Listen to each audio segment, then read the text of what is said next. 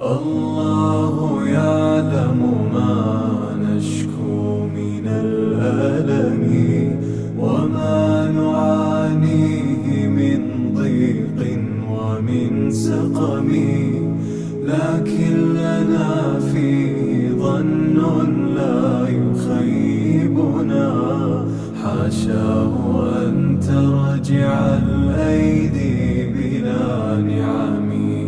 كم جاد من فضله قبل السؤال، وكم أعطى وأغنى بمحض الجود والكرم. الله